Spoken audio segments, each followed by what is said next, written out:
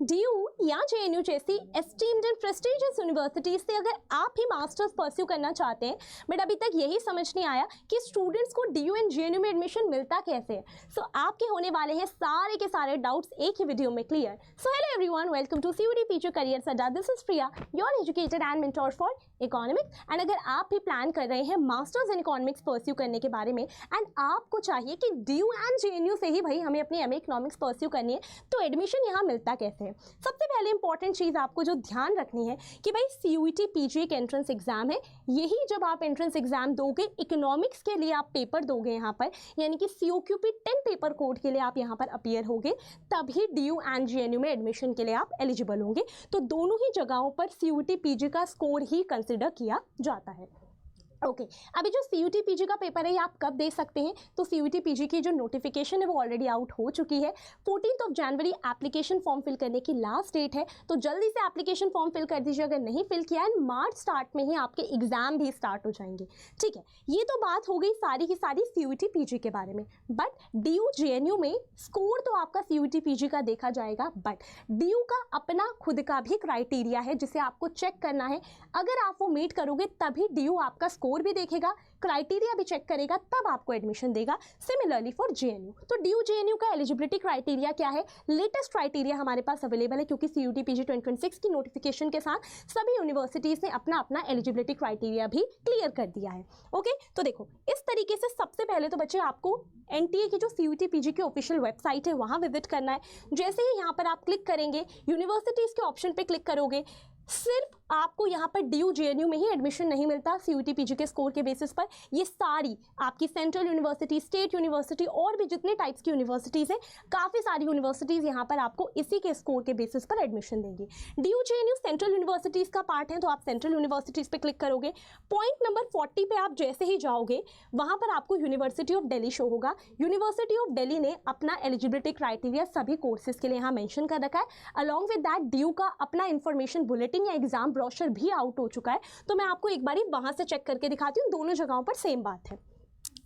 इस information bulletin में जो DU का अपना इंफॉर्मेशन बुलेटिन है CUET PG एडमिशन के लिए, उसमें आप जैसे ही पेज नंबर 36 पे जाएंगे, यहाँ पर आपको MA इकोनॉमिक्स में एडमिशन देने के लिए जो DU का अपना क्राइटेरिया है वो शो होता है।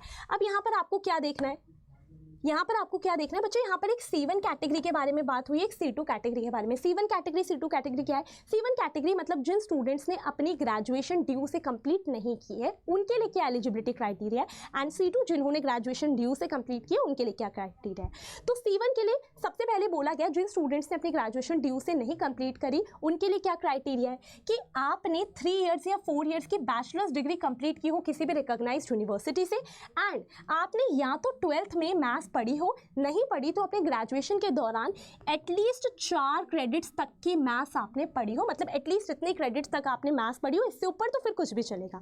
देन C2 यानी कि जो DU स्टूडेंट्स हैं उनके लिए क्या क्राइटेरिया है? सिंपल सी बात यहाँ पर बोली गई है कि या तो आपने दिल्ली यूनिवर्सिटी से इकोनॉमिक्स ऑनर्स कंप्लीट की हो, ठीक है, तो 3 ईयर और 4 year bachelors degree in economics from university of Delhi, या फिर आपने अगर किसी भी सब्जेक्ट में अपनी बैचलर्स डिग्री दिल्ली यूनिवर्सिटी से कंप्लीट की है बट आपने इकोनॉमिक्स को एज अ मेजर या माइनर अपनी ग्रेजुएशन के दौरान पढ़ा है, तो भी आप एडमिशन के लिए एलिजिबल हो। तो ये है आपके DU का क्राइटेरिया। और सामने जैसा मेंशन्ड है कौन से टेस्ट पेपर का जो स्कोर है यहाँ पर कंसिडर किया जा रहा है, COQP 10, यानी कि आपको CUET PG में इस पेपर कोड के लिए अपीयर होना है। ठीक है, ये तो बात होगी आपकी DU के बारे में। सिमिलरली हम लोग JNU के लिए भी क्राइटेरिया देख सकते हैं, ठीक है। ओके, चलो तो एक बारी आपको JNU का क्राइटेरिया भी शो कर देते हैं। तो अगेन जैसे कि मैंने आपको बताया था कि जैसे ही आप यहाँ पे वेबसाइट पे विजिट करेंगे, जैसे ही आप यहाँ पे क्लिक करोगे, यूनिवर्सिटीज़ आपको शो हो रही थी ऑलरेडी। अब सेंट्रल यूनिवर्सिटीज़ में ही आपको जैसे ही आप यहाँ पर जाते हैं 25th पॉइंट पे आपको जवाहरलाल नेहरू यूनिवर्सिटी का ऑप्शन शो होगा। इसका एलिजिबिलिटी क्राइटेरिया भी आपको चेक करना। अब यहाँ पे आपको क्या ध्यान रखना है कि JNU 2 कोर्सेज ऑफर करता है। दोनों ही कोर्सेज में एडमिशन तो COQP 10 के स्कोर के बेसिस पर ही मिलता है आपको, लेकिन दोनों कोर्सेज का क्राइटेरिया अलग अलग है। अभी कोर्सेज क्या है थोड़ा सा डिटेल में समझते हैं। तो बच्चे एक तो JNU आपको ऑफर करता है, ओके, तो एक तो यहाँ पर JNU आपको ऑफर करता है इकोनॉमिक्स यानी कि MA economics but with specialization in world economy, उसमें एडमिशन के लिए क्राइटेरिया अलग है। सिमिलरली एक JNU आपको जनरल MA इकोनॉमिक्स ऑफर करता है, उसके लिए क्राइटेरिया अलग है, बट दोनों में एडमिशन COQP 10 के स्कोर के बेसिस पर ही मिलेगा। दोनों का अपना अपना क्राइटेरिया क्या है ज़रा वो देख लेते हैं। तो देखो, अगर आप JNU से अपनी मास्टर्स इन इकोनॉमिक्स परस्यू करते हैं with specialization in world economy, तो क्राइटेरिया क्या है कि स्टूडेंट ने बैचलर्स की डिग्री कंप्लीट की हो यानी कि इकोनॉमिक्स ऑनर्स किया हो विद एटलीस्ट 50% मार्क्स। अगर आपने इकोनॉमिक्स ऑनर्स नहीं की है, किसी भी सब्जेक्ट में आपने फिर अपनी ग्रेजुएशन कंप्लीट की हो, बट फिर आपके जो मार्क्स है वो 60% होने चाहिए और आपने इकोनॉमिक्स को एज अ सब्जेक्ट पढ़ा हो ग्रेजुएशन के दौरान, ये भी ज़रूरी है। एंड यहाँ पर mathematics at the level of 12th standard is compulsory, यानी कि आपने 12th में मैथ्स पढ़ी हो, दैट इज मैंडेटरी।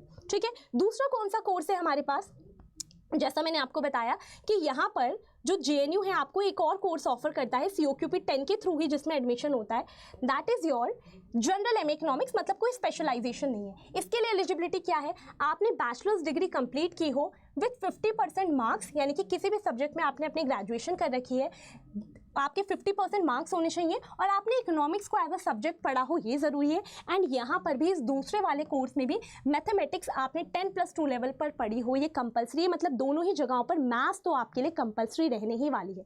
तो ये है आपके JNU का क्राइटेरिया। तो आप चेक कर सकते हैं कि आप DU का जो क्राइटेरिया है उसको मीट कर रहे हो या नहीं, एंड JNU का जो क्राइटेरिया है उसको मीट कर रहे हो या नहीं। तो ये तो बात हो गई क्राइटेरिया के बारे में। लेकिन अब आपके पास जब बहुत ही कम टाइम बचा है, मार्च स्टार्ट में पेपर स्टार्ट हो जाएंगे, तो आपके पास जब इतना लिमिटेड टाइम है तो आपकी प्रिपरेशन को, जो भी बच्चे इकोनॉमिक्स के लिए प्रिपरेशन कर रहे हैं उनकी प्रिपरेशन को बूस्ट देने के लिए भी आपके लिए यहाँ पर सोल्यूशन अवेलेबल है।